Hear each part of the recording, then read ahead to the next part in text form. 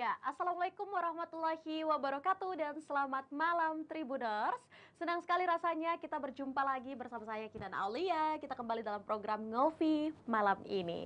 Dan tentu saja pada malam hari ini kita sudah menyiapkan satu tema yang luar biasa dan pastinya akan menginformasikan seluruh Tribuners dimanapun berada. Malam ini kita akan membahas mengenai Batalion 120 antara solusi dan problem. Ini menjadi pertanyaan banyak orang juga sampai saat ini yang memang kita ketahui bahwa Ormas Batalion 120 ini baru-baru saja digerebek dan juga isu ini memang lagi ramai diperbincangkan di tengah masyarakat. Untuk itu apa-apa saja mungkin problem dan juga solusi yang ditawarkan. Hari ini Tribun Timur telah menghadirkan dua bidang yang berbeda yang nantinya juga akan memberikan tanggapan kepada kita semua. Yang pertama saya akan memperkenalkan Tribuners kepada Tribuners semua dimanapun berada. Sudah hadir di studio Tribun Timur. Yang pertama ada Bapak Basti Teteng SPSI MSI sebagai psikolog Universitas Negeri Makassar. Assalamualaikum, selamat malam Pak Basti. Waalaikumsalam warahmatullahi wabarakatuh. Baik, sehat Ya, Pak? Alhamdulillah. Alhamdulillah ya. Sehat yang paling utama. Sehat yang paling utama. Di samping Pak Basti, Tribuners tentu saja sudah hadir juga. Ini untuk dari pakar hukum Universitas Hasanuddin, Dr. Ivan Parawansa, SHMH. Assalamualaikum. Selamat malam, Pak Irfan. Baik, ini sudah sangat lengkap ya. Hari ini sudah ada dari segi pakar hukum dan juga dari segi psikolog. Untuk itu Tribuners ikuti terus ngobrol virtual hari ini, kita akan membahas banyak hal juga mengenai Batalion 120. Memulai mungkin obrolan kita Pak Basti dan juga Pak Irfan, ini gimana nih mungkin untuk aktivitas? Saya mulai dulu mungkin dari Pak Irfan. Boleh. Aktivitas saya sekarang adalah dosen pada Fakultas Hukum Universitas Hasanuddin, Mbak. Oke, baik. Jadi cukup padat ya? Iya, lumayan alhamdulillah. Apalagi sekarang luring ya, luring di kampus. Jadi ya luar biasa kepadatan mengajar dan menguji di kampus juga, Mbak. Bertemu mahasiswa. Bertemu dengan mahasiswa. Yes. Baik. Untuk Pak Besti sendiri, Ya, lumayan. aktivitas padat Pak nih ya? Ya, pembelajaran luar biasa kalau di kampus. Iya, sepertinya untuk para akademisi kita pada hari ini, UNM dan juga Unhas, sepertinya apalagi memang sudah memasuki pembelajaran yang era new normal, luring ya, ataupun juga sudah masa endemik. Nah, jadi kita sudah memang bertemu secara langsung. Baik, Pak Irfan dan juga Pak Basti. Malam ini memang kita akan membahas mengenai Batalion 120, problem dan juga solusinya. Seperti yang kita ketahui bahwa memang fenomena Batalion 120 ini terjadi pro dan kontra di tengah masyarakat. Di satu sisi mungkin Kapolrestabes dan Wali Kota masih bersikukuh untuk mempertahankan Ormas Batalion 120 ini. Sementara mungkin di luar sana banyak suara warga yang memang justru agak merasa resah dan juga terganggu terhadap kehadiran ormas ini. Mungkin dari segi hukum maupun juga psikologi. Saya mulai dulu mungkin dari segi hukum. Bagaimana Anda melihat memang Ormas Batalion 120 ini, Pak Irfan? Ya. Baik, terima kasih Mbak atas pertanyaannya. Ya. Jadi saya pun juga baru mendengar ada Batalion 120 ini sebenarnya Mbak di Makassar ini, karena sebelumnya saya belum pernah mendengar sama sekali terkait dengan Batalion 120 ini, jujur ya. Tapi setelah melihat ada berita yang kemarin terkait dengan Batalion 120 ini, saya lihat ternyata Batalion 120 ini dibentuk oleh pemerintah Kota Makassar ya, bersama dengan Kapolrestabes ya, Polrestabes Makassar untuk mengamankan Kota Makassar. Tujuannya sebenarnya itu. Tetapi kembali lagi bahwa apakah dalam prakteknya semenjak pendirian Batalion 120 ini memang tujuannya untuk mengamankan Kota Makassar dari tindak pidana atau kejahatan-kejahatan lainnya, ataukah bagaimana selama ini prakteknya? Tentu itu yang harus kita lihat selama ini Mbak, prakteknya itu. Dari segi hukumnya bagaimana? Karena kembali lagi bahwa apakah Batalion 120 ini legal atau bagaimana? Dia masuk dalam perkumpulan atau bagaimana? Itu yang harus kita lihat aspeknya dulu, aspek hukumnya gimana. Gitu. Oke, baik, terima kasih Pak Ivan. Nah, untuk Pak Besti sendiri, bagaimana mungkin melihat Ormas Batalion 120 ini? Ya, kasih. Yang pertama kan begini. sebelumnya nggak ada isu-isu apapun terhadap bahwa akan ada wacana yang untuk bagaimana menangani masalah-masalah tingkah kriminal yang dilakukan para anak muda di Makassar atau remaja-remaja lah. Tidak ada isunya bahwa akan ada dibentuk untuk dalam rangka pembinaannya. Ya. Tiba-tiba muncul berita penggerebekan. Itu kan jadi Agak pertanyaan. hangat gitu. Jadi pertanyaan kita pertama itu sebetulnya ini dibentuk dalam rangka apa Ya. itu sebetulnya? Apakah memang betul itu dalam rangka untuk kemaslahatan ya, atau istilah mengamankan tadi, Mengamankan. kemaslahatan masyarakat, maslahat dari berbagai gangguan keamanan yang dilakukan para mereka-mereka yang selama ini bertindak nakal atau bertindak anarkis dan seterusnya. Bisa jadi iya bahwa maksudnya baik gitu, Iya. bisa jadi itu maksudnya baik bahwa ya inilah cara untuk mengelola Keamanan. potensi-potensi yang mungkin bisa Terjadi. memicu kerusuhan Iya. masalah-masalah kenakalan atau apapun di Makassar. Tetapi patut juga untuk kita mencermati apakah betul motifnya hanya semata itu. Dalam kajian psikologi kan ada perilaku yang bisa kita amati secara langsung, seperti pernyataannya Pak Kapolres, pernyataannya Pak Dadi Kumanto kan tampaknya baik-baik saja, Ya. mulia saja. Tapi kan menarik juga di balik itu sebetulnya kan kalau dalam kajian psikologi itu kan motifnya apa? Artinya kalau kita membaca peristiwa politik tahun 1998, ada juga kelompok yang dibentuk oleh diinisiasi oleh petinggi militer yaitu Panswa Karsa. Ya. Ini kan awalnya baik-baik juga, itu mulia-mulia saja.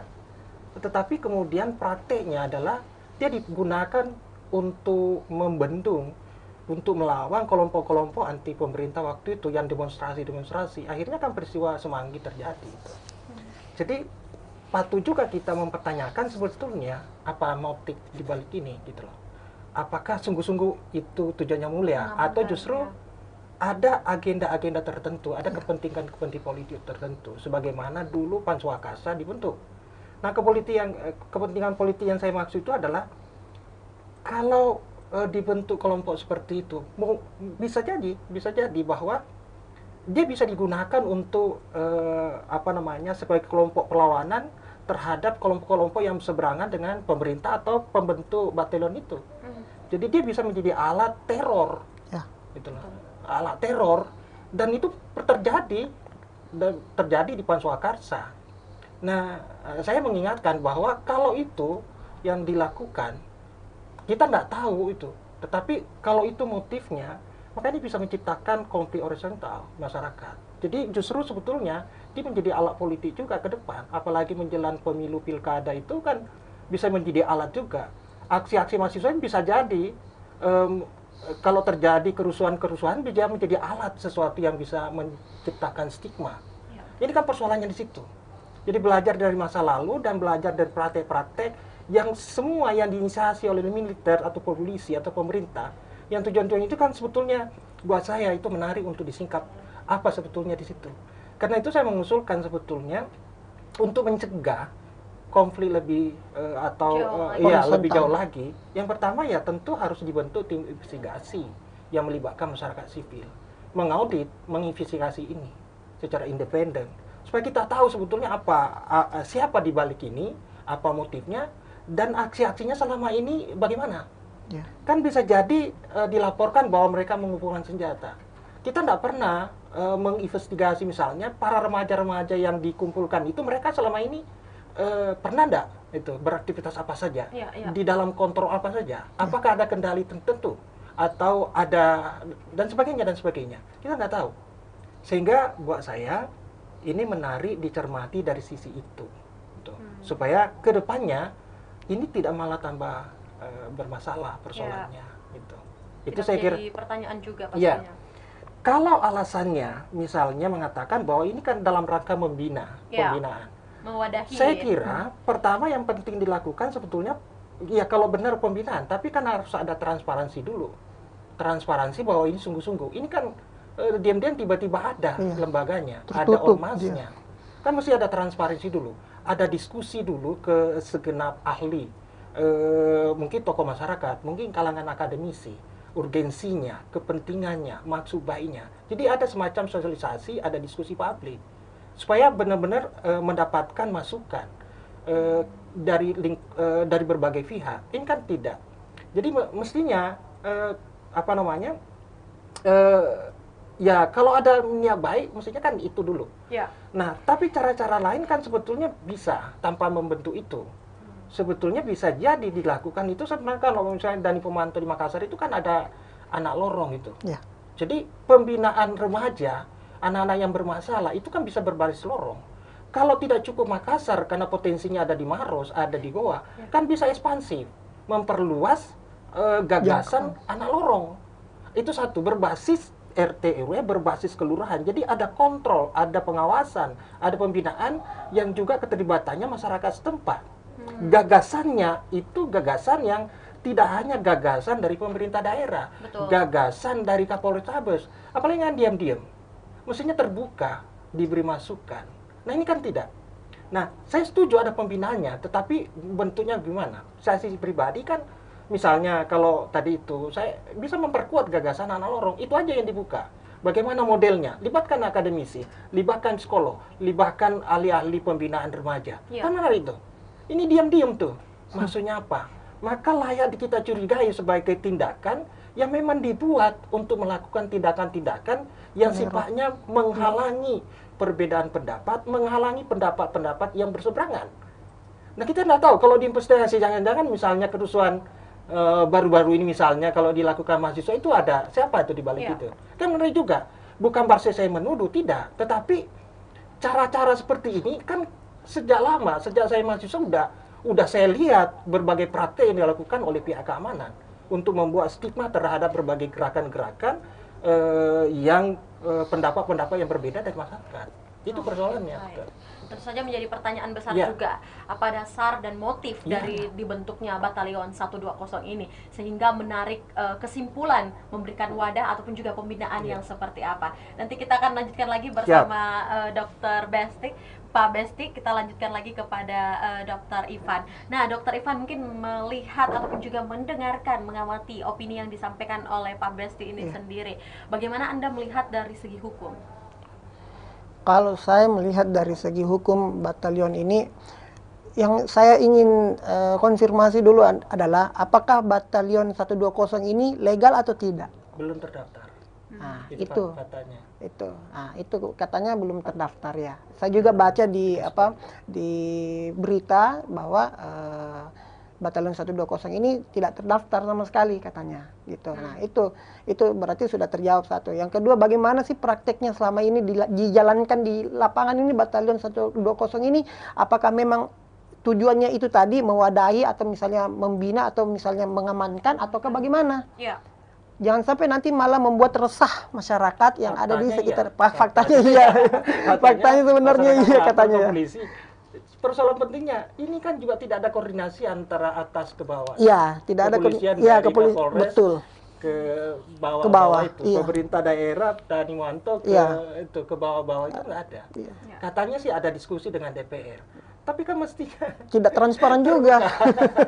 Tidak transparan Harus juga. ada transparansi juga Iya, ya. harus ada transparansi Ya, kalau baik. saya. Ini semakin seru dan menarik juga Tribuner semua. Di samping mungkin pandangan dua narasumber kita dari segi psikolog maupun juga hukum mengenai pembentukan ataupun juga hadirnya Ormas Batalion 120 ini. Selanjutnya mungkin saya kembali lagi ke Pak Besti mengenai dari sisi psikologis ya. Karena memang yang kita lihat nih kumpulan anak-anak yang pernah melakukan tindakan kriminal yang memang dipanggil, diberikan rumah, diwadahi di tempat Batalion 120 ini. Pertanyaannya, apakah dengan diberi wadah seperti Ormas ini merupakan solusi yang baik ataupun juga seperti apa Anda melihat dengan mantan anak-anak yang pernah melakukan tindakan kriminal di jalanan ataupun juga kekerasan di jalan, kemudian dipanggil dan diberikan wadah? Seperti apa efisiensi yang Anda lihat? ya, sebetulnya kalau maksudnya tadi itu binaan, bagus-bagus saja.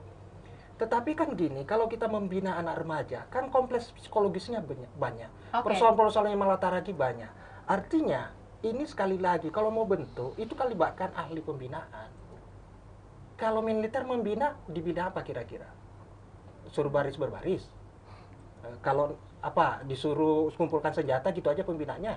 Jadi kalau melibatkan ahli anak atau melibatkan ahli-ahli yang memang sering terbiasa membina anak-anak bermasalah, kan bagus. Tapi kan tidak. Nah, saya mengusulkan kalau memang mau diteruskan, maka melibatkan ahli di dalamnya. Ahli psikologi, kan mereka bisa terlibat di dalam proses pembinaan anak. Itu satu, mewadahi, itu saya setuju saja dalam pengertian itu. Tetapi kan keterlibatan mereka tokoh masyarakat supaya ada yang ngawasi, keterlibatan para ahli pembinaan itu bagus. Tetapi kalau yang lain tadi saya bilang kan anak lorong juga bisa dibuat, dibina. Jadi ya nama lembaganya anak lorong aja, gitu loh. Nah, kalau anak lorong kan berbasis di lingkungan keluarga, di lingkungan orang tua, di lingkungan tokoh masyarakat. Bisa di situ polisi terlibat, ikut mengawasi, ikut membina mungkin mental patriotismenya dan seterusnya, mungkin pembinaan fisiknya supaya mereka juga sehat-sehat, kuat, ini kan bagus-bagus saja. Tapi kan ini tidak dilakukan. Tiba-tiba ada pengumpulan anak-anak muda, katanya sih mengumpulkan anak panah, senjata-senjata tajam. Apakah itu modelnya pembinaan saja?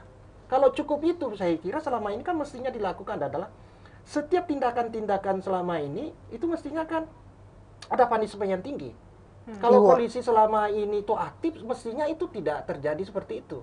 Kalau pengawasan polisi, kan intelijennya banyak, memburu kasus besar aja bisa. Kan mestinya dari dulu itu sudah tidak masalah, gitu loh. Tinggal pembinaannya secara mental, psikologisnya, gitu loh. Kan ini tidak. Jadi mestinya polisi itu apa namanya?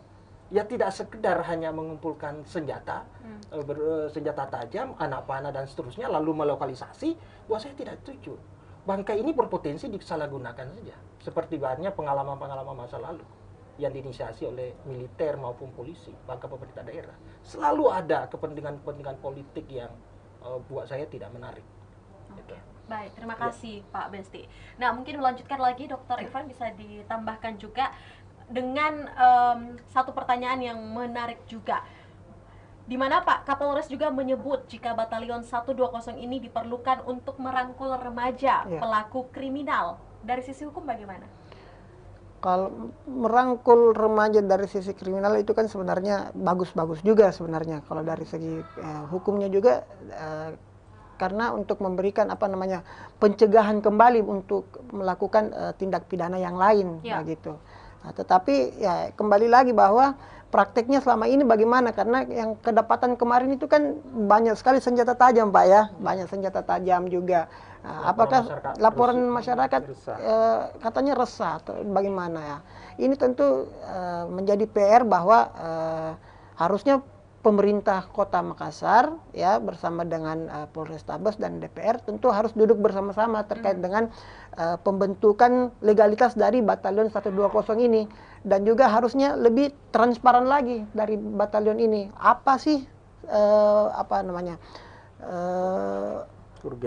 urgensinya, apa yang selama ini dia lakukan, apakah memang mencapai tujuan dari awal pembentukan batalion ini atau bagaimana gitu. Karena kalau kita lihat pembentukan Batalion 120 ini tadi kan katanya tidak ada ininya ya, tidak ada legalitasnya. Nah, bagaimana caranya kalau misalnya tidak ada legalitasnya lalu merangkul anak-anak yang sudah pernah melakukan tindak pidana? Itu bagaimana kira-kiranya? Ya, mestinya sebetulnya udah lama tidak ada. Iya. Kalau polisi bekerja dengan baik. Tidak perlu sebenarnya. Tapi katanya ada penurunan. Katanya. Bisa ukurannya apa? Bagaimana cara mengukurnya? Iya. Tolak ukurnya apa? Nah, kan kalau di akademi kan ada cara mengukurnya. Kan? Ada kuantifikasinya, ada kuantifikasi ini data tahun sekian itu terjadi. Apakah berdasarkan data dari Polrestabes atau dari mana? Saja, bisa jadi saya bilang kebetulan saja belum ada itu loh, tidak ada yang kita klaim. Kalau tidak ada yang kita klaim polisi ya bisa jadi ada yang diklaim masyarakat. Kalau kemudian ada peristiwa kerusuhan lalu kemudian ada yang sengaja mensulut. Oke, baik. Ya, baik. Nah, mungkin kita melanjutkan lagi. Ada satu kebijakan yang juga sempat disampaikan oleh Kapolrestabes Makassar, yaitu dengan kebijakan restoratif justice ini, yaitu adalah merangkul dengan cara merangkul para teman-teman dari Batalion 120 ini. Bagaimana mungkin dari sisi pakar hukum? Mungkin Anda bisa jelaskan dulu mungkin Dr. Irfan, sebenarnya restoratif justice ini seperti apa, bisa digunakan bagaimana untuk memberikan pemahaman juga kepada kita semua. Jadi restoratif justice ini adalah sebenarnya untuk mendamaikan antara si pelaku dan si korban. Mendamaikan, mencapai kesepakatan damai antara si pelaku dan si korban.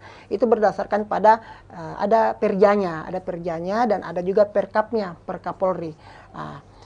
Di dalam peraturan tersebut syarat-syarat restoratif justice itu ada beberapa ya, diantaranya yaitu tidak pernah dihukum sebelumnya, tidak pernah dihukum atau tidak pernah melakukan tindak pidana ya sebelumnya.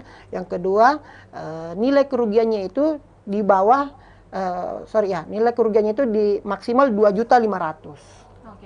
Ya, itu kita kembali lagi, apakah anak-anak ini yang tadinya melakukan tindak pidana terus membawa senjata tajam atau membawa senjata tajam, lalu misalnya kita kan tidak tahu anak-anak ini apakah membawa senjata tajam dia menakut-nakuti orang lagi atau bagaimana, kan kita tidak tahu ya Pak ya. Kita tidak tahu aktivitas mereka, kan kita tentu tidak ini belum transparan. Makanya dari itu apakah bisa di restoratif justice, ya kembali lagi bahwa syarat-syaratnya tadi kita bisa lihat di dalam peraturan Jaksa Agung dan juga di dalam peraturan Kepolisian Republik Indonesia, Perkapolri. Oke, baik. Tapi mungkin dari sisi hukum, sebelum kita kembali lagi ke Pak Besti, bagaimana memang untuk Pak Ivan ya sendiri melihat memang keadaan yang seperti ini, teman-teman yang memang pernah melakukan kriminal seperti ini, apakah mungkin dari sisi nilai hukum ini akan berkesinambungan juga atau seperti apa? Nah, itu yang kita harus penelitian lebih lanjut lagi. Harus penelitian lebih lanjut lagi, karena ini kan baru booming ya Batalion 120 ini, karena kedapatan membawa menyimpan senjata tajam.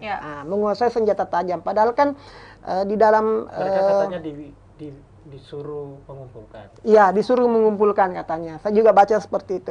Tetapi di dalam Undang-Undang Darurat Nomor 12 Tahun 1951 itu ada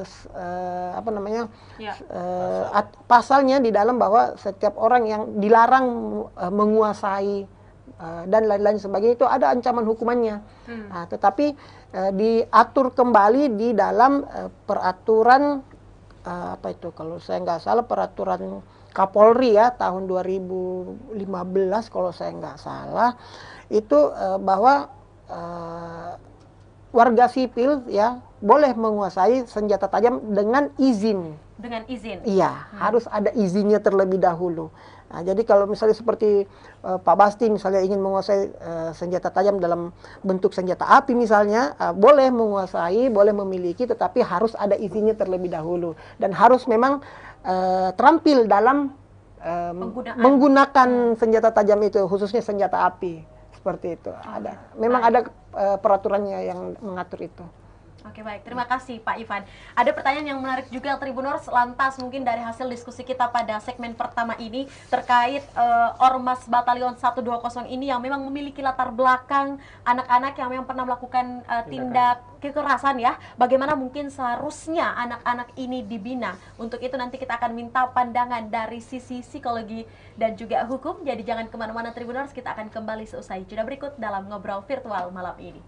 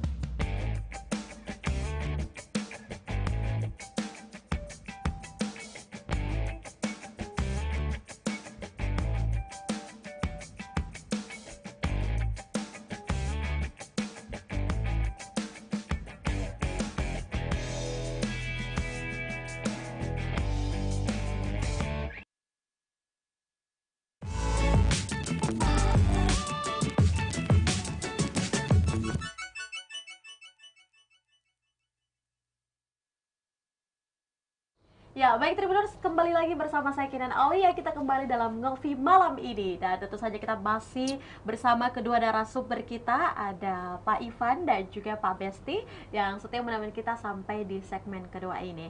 Untuk itu Tribuners, kita akan melanjutkan obrolan kita masih terkait dengan Batalion 120 problem ataupun juga solusi yang seperti apa. Baik, Bapak-bapak masih bersemangat? Siap.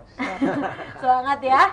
Oke, tadi kita sudah melihat beberapa tanggapan dan juga opini dari Pak Ivan maupun juga Pak Besti dari sisi psikologi maupun juga hukum. Yang menariknya mungkin yang menjadi pertanyaan juga terkait Ormas Batalion 120 ini yang memang kalau kita lihat punya latar belakang anak-anak yang memang pernah melakukan tindak kekerasan. Bagaimana mungkin kita harus menyikapinya dari sisi psikologi ataupun juga sisi hukum? Harus dikemanakan mungkin anak-anak ini nanti? Silakan mungkin dari Pak Ya, Besti Basti, terlebih dahulu. ya. Jadi gini, saya kembali menegaskan dulu. Jadi ini Batalion 1 ini harus diinvestigasi dulu. Jadi harus diinvestigasi, Ya. dibentuk tim investigasi, tim independen, dan juga pemecatan yang Kadit Reserse ya, Kan. itu juga harus ditangani propam untuk memastikan sebetulnya ini apa gitu. Kemudian juga DPR itu memanggil Kapolrestabes dan juga bisa memanggil Wali Kota Makassar untuk ditanyai sebetulnya apa ini, supaya jelas perkaranya. Dan kalau dipanggil DPR kan mereka bisa buka data banyak apa sebetulnya yang terjadi. Iya. Jadi saya menegaskan pertama ini sebelum dibubarkan diinvestigasi dulu.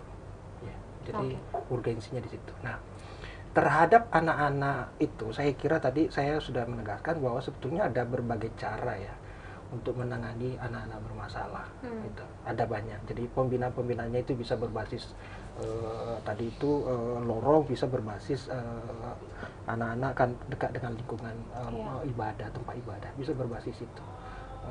Tapi apapun basisnya, mau anak lorong maupun remaja-remaja pengaktifan kegiatan-kegiatan tertentu, pembinaannya melalui kegiatan-kegiatan yang memang disusun secara akademik ya, itu harus didampingi ahlinya. Tidak diam-diam Kapolrestabes, diam-diam Pak Dadi Fumanto tiba-tiba mengatakan ini pembinaan. Kita nggak tahu bagaimana cara membinanya. Membina itu apakah bagaimana kan? Kita nggak tahu siapa ahli yang dilibatkan dalam proses itu. Ya. Dalam kerangka pikiran saya, ini kan anak-anak yang bermasalah ini kan kompleks masalahnya, bukan hanya karena dia nakal, karena mungkin bermasalah dari segi psikologinya. Mungkin juga dia nakal karena memang dia ada masalah dengan keluarganya, dia ada problem-problem sosial faktor dan seterusnya. keluarga juga. Iya, ada problem-problem sosial yang lain. Dan sejumlah banyak masalah, sehingga sekali lagi kalau mau dibina ya memang saya setuju ada wadahnya, tapi wadah batalion ini kan agak serem juga tuh nama batalion itu kan, apa nggak ada yang nama yang lain gitu.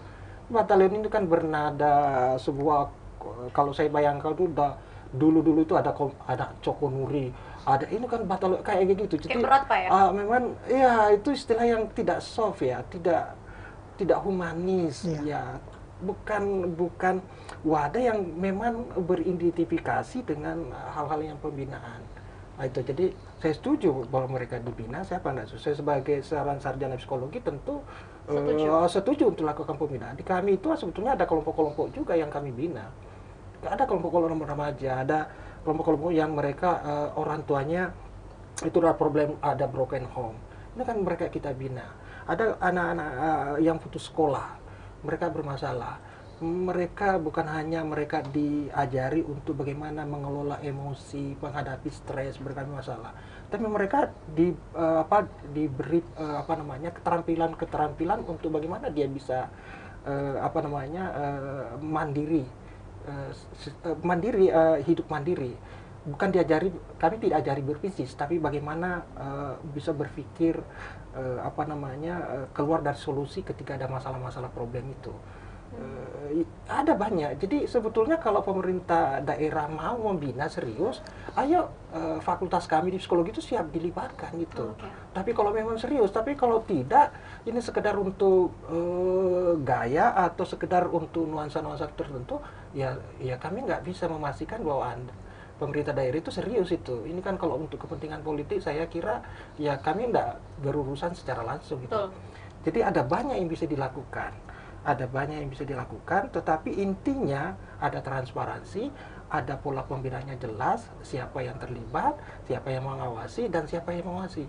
Dan kedua, bukan kontrolnya Kapolrestabes. Kalau Capo boleh menginisiasi, boleh ikut membentuk, karena dia polisi, dia bisa ke mereka anak-anak sangar dan seterusnya, kan mereka bisa. Yang memang nggak bisa dibinakan, langsung diserahkan ke polisi aja. Keterlibatan polisi sampai di situ, bukan ikut jadi pembina sekaligus di situ. Ini kan aneh gitu loh. Pendidik itu di mana itu? Itu kan artinya menganggap orang-orang ahli yang lain yang memang punya kapasitas itu di mana itu? Jadi yang seharusnya mungkin menduduki tupoksinya. Iya, boleh itu.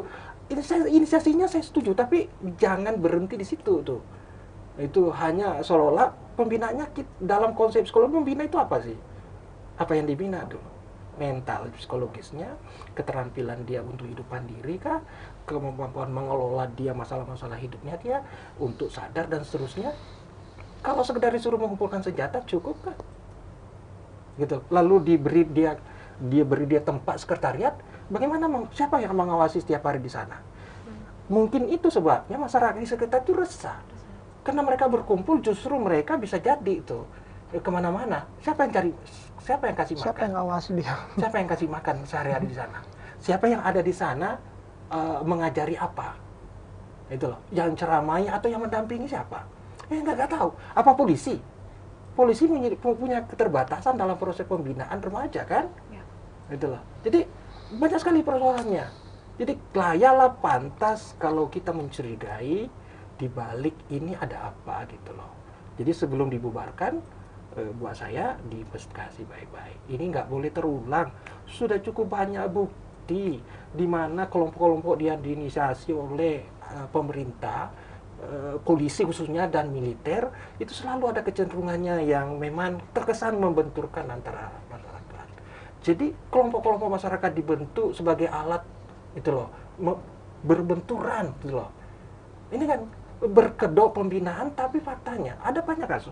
Saya sudah pernah hidup lama di Jawa dan saya tahu pola-pola banyak yang kira-kira berpotensi digunakan, salah gunakan. Jadi ayo kalau memang mau sungguh-sungguh polisi, ayo dengan niat mau bilang ini pembinaan, ayo tuh siapa kalian apa yang dilibatkan di sana. Kan tidak cukup polisi mengatakan saya ahli dalam sebuah hal.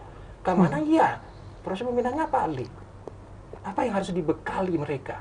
Keterampilan apa, kemampuan apa agar mereka tidak kembali bermasalah. Kan tidak sederhana masalahnya. Ini tidak sederhana.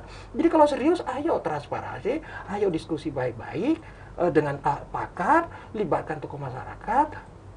Udah, saya kira itu bagus tuh. Tapi kalau tidak, kami mencurigai. Kami mendebat ada motif-motif tertentu dari situ. Ada pertanyaan besar. Karena ada pengalamannya. Tidak cukup sebetulnya saya punya bukti, ya Panswakarsa itu ada bukti yang sebetulnya paling mendapatkan ini. Kemudian kemarin Kapolri jaga inisiasi. Ini kan inisiasi. Kan setelah inisiasi Kapolri itu beberapa tahun ini kan juga mau membentuk Panswakarsa gitu loh. Menjelang pemilu. Boy. Ini rasa, iya ada maksud apa gitu loh. Polisi membentuk Panswakarsa itu. Model yang sedikit katanya berbeda dengan apa yang dibentuk Wiranto dan kawan-kawan dulu. Baik. Maksudnya apa? Artinya ada beberapa experience di masa lalu yang bisa juga menjadi metode di masa kini. Seperti itu mungkin. Iya. Dan tentu saja mungkin untuk seorang psikologi seperti Pak Besti ini tentu saja memiliki banyak pertanyaan. Dan juga dalam hal pembinaan seperti apa yang ada di dalamnya. Baik Pak Besti, terima kasih untuk opini Anda. Dan langsung saja mungkin untuk Pak Ivan, ini juga yang menarik, isu yang kemarin menarik Pak adalah terkait adanya Kanit Reskrim yang dicopot ataupun juga digantikan karena dinilai melakukan penggerebekan Batalion 120 yang dianggap kinerjanya tidak profesional. Seperti apa mungkin Anda sebagai pakar hukum melihat hal itu? Apakah itu keputusan yang tepat atau seperti apa Pak? Nah, tentu kalau melihat dari aspek hukumnya, pencopotan ini kan kalau saya pribadi ya, kalau saya pribadi kan pencopotan ini terkesan tiba-tiba karena adanya peristiwa Batalion 120 ini dianggap dia tidak bisa menjalankan tugasnya, ya. tupoksinya. Ya, tentu itu seperti itu, Mbak. Jadi kita lihat dulu ke belakang, apakah memang selama ini Batalion 120 ini merupakan perkumpulan yang memang dibuat secara resmi atau mungkin tidak resmi, ya, saya kurang ini, tapi harus kita lihat dulu bahwa apakah Ibtu Faisal ini memang dicopot hanya karena tidak becus menjalankan pekerjaannya terkait khususnya untuk Batalion 120 ini, atau memang sebelum-sebelumnya memang beliau memang tidak berkompeten untuk itu. Nah, itu kita yang harus secara objektif, kepolisian itu harus menilai secara objektif terkait dengan pekerjaan atau terkait dengan kegiatan yang selama ini dilakukan oleh Ibtu Faisal itu. Gitu, jangan sampai nanti ada yang mendorong atau misalnya ada motif-motif tertentu terkait dengan pencopotan dari Ibtu Faisal atau bagaimana. Itu yang kita harus tentu kepolisian harus objektif untuk menilai itu seperti dan itu. pasti menjadi salah satu aspek kenapa gitu, dan apakah memang hanya sekedar ketidakprofesionalan kerja karena memang dengan waktu timing yang tepat, ya. Atau menjadi pertanyaan juga pastinya. Atau kalau memang diperiksa propan, saya kira harus ada penilaian objektif. DPR, Pak Wali dipanggil DPR, Pak Kapolres dipanggil DPR, akan semakin terbuka. Jadi harus ada harus ada pressure masyarakat bahwa ini kita harus mencurigai pasti jangan-jangan ada apa-apa. Karena ya kita belajarlah bagi praktek-praktek seperti itu selalu ada apa-apanya gitu loh. Jadi panggillah, akan tahu itu Kapolres Tabes kalau diperiksa propat benar-benar dibuka, diperiksa dipanggil DPR, terbuka sidangnya, harus objektif. Jadi bahwa pemecatan ya haknya sebetulnya atasannya, kapan saja itu wewenang dia, penilaian subjektif dia atau apa, tetapi saya kira kalau ada kaitannya dengan penggerbekan Batalion 120, saya kira ya juga kita jadi bertanya-tanya juga. Jadi curiga kita. Apakah motifnya memang hanya karena batalion itu jadi copot atau memang ada motif lain yang pada timing yang tepat pencopotan itu di Batalion 120 itu. Kita kan nggak tahu. Itu kan selalu ada persekongkol. Ya, baik Pak Ivan dan juga Pak Besti. Nah, ini yang menarik mungkin sebelum kita sampai di akhir sesi dan juga pastinya masing-masing dari narasumber kita hari ini memberikan kita solusi terkait Ormas Batalion 120 ini, ada satu pertanyaan yang juga sangat menarik yang memang kita baru-baru ini, di mana saat ini kepolisian tengah menjadi sorotan oleh masyarakat. Kepercayaan masyarakat terhadap kepolisian ataupun juga penegak hukum, kalau kita lihat ada yang pro, ada yang kontra, bahkan mungkin sebagian dari masyarakat sudah menurun kepercayaannya terhadap hukum ataupun juga penegak hukum yang ada di Indonesia terkhususnya. Termasuk mungkin kita lihat juga ke belakang, yaitu kasus Sambo dan kasus-kasus lainnya. Ya, mungkin bagi kedua narasumber kita mungkin bagaimana mungkin Dr. Ivan dan juga sebagai psikologi UNM ya melihat memang internal lembaga penegak hukum yang ada di negeri kita ini. Saya mulai mungkin dulu dari Pak Besti. Iya, ini kan memang ini jadi kasus Sambo dan berbagai kasus yang lain sebetulnya mestinya ya ini menjadi momentum untuk memperbaiki diri. Udah jangan bikin yang aneh-aneh kalau memang ada masuk aneh-aneh. Biar wajah Polri itu menjadi wajah yang memang penuh pengayoman, wajahnya teduh, empatinya ke masyarakat, dukungannya untuk agar masyarakat bisa lebih aman dan seterusnya itu tercipta. Jangan bikin aneh-aneh deh. Cukuplah kasus Sambo yang menjadi puncak itu tadi. Jangan sampai juga di tingkat lokal juga masih ada polisi yang tidak sadar bahwa betapa polisi sekarang itu pada titik nadir citra yang negatif. Mereka harus diajari. Lembaga ini sebetulnya kita kan sayang polisi. Karena sayangnya kita polisi, kita tidak ingin agar dia sebetulnya menjadi alat tertentu, punya kepentingan tertentu. Ya kan mereka ke pengayom, mereka penegak hukum. Sehingga dengan demikian yang paling utama harus memberi contoh bagaimana hukum itu ditegakkan kan dari polisi juga tuh. Jangan aneh, sudah terpurul ini nama polisi. Sudah citranya udah babak belur tuh. jangan aneh-aneh, jangan punya alibi, jangan punya apologi yang susah dipertanggungjawabkan, susah dicari alasannya, atau hanya terkesan mencari pembenaran. Udah berhenti. Baik. Ada banyak kasus-kasus yang ya baru-baru ini Mahfud MD memaparkan bagaimana industri hukum itu, hukum diperdagangkan. Waduh, ngeri, sedih kalau keterlibatan para penegak hukum itu yang dilakukannya. Kan mulai dari situ, udah itu. Jadi sudahilah. Ayo kita sama-sama kawal polisi, jadikan ini kritik dari kami, dari berbagai masyarakat, sebagai sekali lagi momentum memperbaiki diri. Jangan aneh deh. Udah, kita sayang polisi. Jadilah polisi penegak, pengayom, dicintai. Kalau gini nggak dicintai dong. Gitu loh. Jadi yang terdepan dicintai. Udah lurus saja. Gitu loh. Jangan aneh-aneh deh. Jangan menimbulkan tafsir sendiri. Udah cukuplah kasus Sambo itu udah seperti bom, udah tuh, Mbak, saya udah semakin terpuruk. Oke, baik. Terima kasih Pak Besti.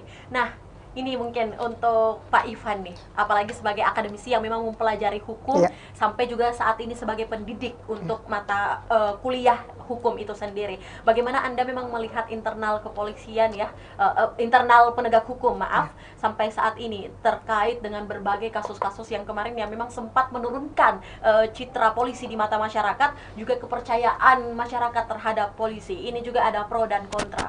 Anda sebagai akademisi hukum bagaimana melihatnya, Dok Ivan? Baik, terima kasih. Jadi tentu ini adalah seperti yang tadi Pak Basti bilang, adalah harusnya menjadi momentum untuk perbaikan diri bagi instansi kepolisian, ya, instansi aparat penegak hukum khususnya kepolisian. Karena selama ini citra polisi di mata masyarakat itu, mohon maaf, dapat dikatakan cukup buruk lah menurut dari kacamata masyarakat, ya. Dari kacamata masyarakat tentu menilai bahwa kepolisian ini instansi yang cukup agak inilah. Jadi saya kira dengan adanya kasus Batalion 120 ini tentu harus menjadi momentum, menjadi pembelajaran juga bagi aparat penegak hukum, tidak hanya kepolisian tetapi juga kejaksaan, untuk terus memperbaiki diri, memperbaiki kinerja, memperbaiki instansi, institusi dan lain-lain sebagainya. Karena kapan kita tidak dipercaya lagi masyarakat, itu untuk mengembalikan kepercayaan masyarakat itu sangat susah. Betul. Mengembalikan kepercayaan masyarakat itu sangat susah. Jadi saya harap kepolisian dapat bekerja lebih objektif, ya, lebih transparan terkait dengan kasus-kasus yang selama ini atau yang saat ini sedang diusut, sedang disorot, ya, terutama dengan adanya kasus Sambo ini. Tentu ini menjadi momentum untuk pembelajaran dan perbaikan bagi instansi khususnya kepolisian itu sendiri, ya, seperti itu, Mbak. Baik, terima kasih Pak Ivan. Mungkin kita berikan dulu close yang sangat meriah untuk dua narasumber kita pada malam hari ini. Yang terakhir mungkin ini rasanya kayak nggak ada akhir, ya. Memang membuat kita sangat ingin membahas secara sampai selesai, saking banyaknya mungkin pertanyaan dan keterwakilan pertanyaan dari masyarakat dan juga Tribuners dimanapun berada. Yang terakhir mungkin apa harapan sebagai closing statement dari dua narasumber kita? Mungkin saya mulai dari Pak Ivan dulu. Apa harapan Anda memang terkait kasus-kasus yang ada saat ini khususnya di Kota Makassar, termasuk juga hadirnya Ormas Batalion 120 ini? Silakan Pak Ivan. Ya, tentu saya kira dengan adanya kasus ini, ya, ini tidak hanya menjadi PR bagi instansi kepolisian saja maupun juga dengan pemerintah Kota Makassar, tetapi juga PR buat kita semua, baik itu di lingkungan keluarga, lingkungan pertemanan dan lain-lain sebagainya. Selain itu juga kita harapkan adanya peran aktif dari teman-teman khususnya kepolisian terkait dengan mengamankan kota. Sehingga kasus-kasus yang ada di Kota Makassar ini dapat drastis turunnya, paling tidak dapat mengurangi, tidak menghilangkannya, tapi paling tidak mengurangi kejahatan yang ada di Kota Makassar ini. Karena selama ini kalau saya lihat di Kota Makassar ini agak banyak agak chaos gitu, agak sedikit riuk-riuk, ya. terkait dengan kejahatan-kejahatan, apalagi maraknya kejahatan begal payudara misalnya dan lain-lain sebagainya, ada pencurian, ada pemerkosaan, itu tentu harus peran aktif dari kepolisian untuk mengayom kita sebagai masyarakat, untuk mengayom kita, untuk melindungi kita sebagai masyarakat. Tentunya juga ada peran kita juga di situ untuk mencegah terjadinya agar tidak terjadi kejahatan di kemudian hari itu, karena pencegahan kejahatan itu kan ada preventif, ada represif ya. Tentu ada pencegahan preventif dan represif. Tentu untuk represif itu adalah tugas dari kepolisian, menindak lanjuti atau menindak dengan tegas pelaku-pelaku kejahatan yang ada di Kota Makassar ini, agar paling tidak dapat menurunkan sedikit kejahatan yang ada di Kota Makassar ini, karena apalagi Kota Makassar ini adalah kota metropolitan ya, kota metropolitan, sudah disejajarkan juga dengan kota Jakarta dan kota-kota besar lainnya, sehingga tentu harusnya ini menjadi momentum untuk perbaikan diri juga, tidak hanya aparat penegak hukum tetapi juga momentum memperbaiki diri bagi pemerintah Kota Makassar dan juga yang lainnya. Terima kasih banyak Pak Ivan untuk closing statement dan penutup yang sangat luar biasa sekali. Tentu saja penuh harapan juga ya. Baik, selanjutnya mungkin yang terakhir closing statement dari Pak Basti sebagai psikolog dan juga akademisi di Universitas Negeri Makassar. Silakan Pak, apa harapan Anda? Tentu kalau pemerintah daerah bahkan Kapolrestabes atau polisi lah ingin dibantu atau ingin melibatkan dalam proses pembinaan anak-anak bermasalah, tentu dengan senang hati ya. Kalau itu dilakukan, dan saya setuju memang setiap usaha yang kalau dinaikkan sungguh-sungguh untuk pembinaan, saya kira itu saya angkat jempol.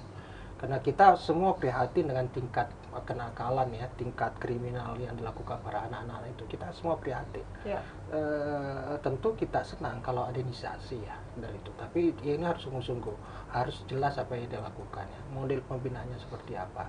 Dan tentu saya dan kami ya di institusi kami itu tentu bersedia kalau itu mau dilakukan secara serius. Saya kira kami welcome lah untuk kegiatan-kegiatan yang memang serius diinisiasi, tapi ya tentu kami tidak bermain di wilayah-wilayah yang memang wilayah yang sekedar hanya ingin menunjukkan satu aksi tertentu, tapi kita tidak tahu sebetulnya di balik itu apa gitu. Saya kira itu aja penting. Ya. Oke, baik. Terima kasih banyak untuk Pak Basti. Memang closing statement yang sangat luar biasa sekali, singkat dengan harapan juga banyak ya. Terutama untuk penegak hukum yang ada di Kota Makassar maupun juga di seluruh Indonesia pastinya. Baik, terima kasih banyak kita ucapkan kepada Pak Basti dan juga mungkin kepada Pak Ivan atas keluangan waktu dan juga kesempatannya berbagi bersama kita dalam Ngopi malam ini. Tentu saja masih terkait Batalion 120, solusi dan juga problem. Kita tadi sudah mendengar bagaimana solusi yang ditawarkan dari segi akademisi dan psikolog UNM ataupun juga Universitas Negeri Makassar, serta juga kita mendengar tadi bagaimana Batalion 120 ini dipandang dari segi hukum sebagai pakar hukum dari Universitas Hasanuddin, ada Pak Ivan. Kami ucapkan terima kasih banyak untuk kedua narasumber kita. Sama-sama. Ada Pak Ivan dan juga Pak Besti. Sehat selalu Pak. Semoga selalu menjadi inspirasi bagi banyak orang dan terus menebarkan manfaat, dan pastinya juga opini-opini yang selalu dikeluarkan bisa menjadi inspirasi bagi banyak orang. Baik, Tribuners, itulah mungkin Ngopi kita pada malam hari ini. Sampai bertemu lagi di Ngopi berikutnya. Tentu saja bersama saya Kinan Aulia dan bersama Tribun Timur, saya mewakili kru yang bekerja pamit. Selamat malam, terima kasih. Salam kita pada salama. Wassalamualaikum warahmatullahi wabarakatuh. Waalaikumsalam warahmatullahi wabarakatuh.